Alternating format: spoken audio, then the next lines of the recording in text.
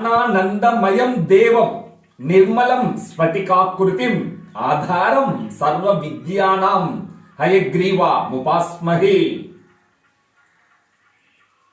జ్ఞాపక శక్తికి, విద్యా వైభవానికి, ఉత్సాహానికి, సంతోషానికి విశ్వగురువై ప్రకాశించే హయగ్రీవుని, సర్వ విద్య విశ్వగురువైన హయగ్రీవుని ఆరాధించి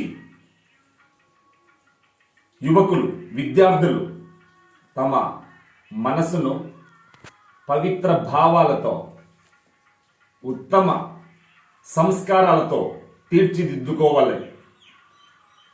ఈ పవిత్ర శ్లోకం జ్ఞాన స్వరూపుడైన శ్రీ మహావిష్ణువు అంశ స్వరూపమై ప్రకాశించే శ్రీ హయగ్రీవ పరమాత్మది. కెరటాలెంత ఎగిసిన సముద్రాన్ని, జీవాత్మలనే కెరటాలు ఎంతెంత ఎగిరినా అవి పరమాత్మ అనే సముద్రాన్ని దాటి అన్నడు పోలేవు.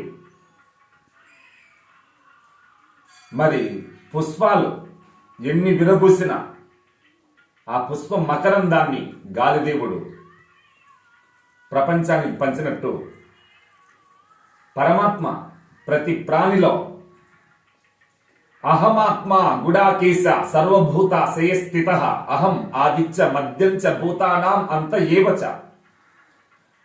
సకల ప్రాణులకు ఆది, మధ్య, అంతం పరమాత్మ యొక్క దివ్య ప్రేమ గుడిలోనే జరుగుతుంది. కనుక యథార్థాన్ని గుర్తించు, పదార్థ భ్రమ పరిహరించబడుతుంది. యథార్థవాది జగద్విరోధి. జ్ఞాని ఒక్కడే ఈ ప్రపంచంలో మకుటం లేని మహారాజు.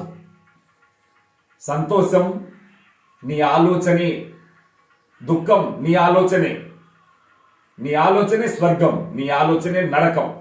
కనుక సుఖ దుఃఖాలకు మూలం నీ మనసు.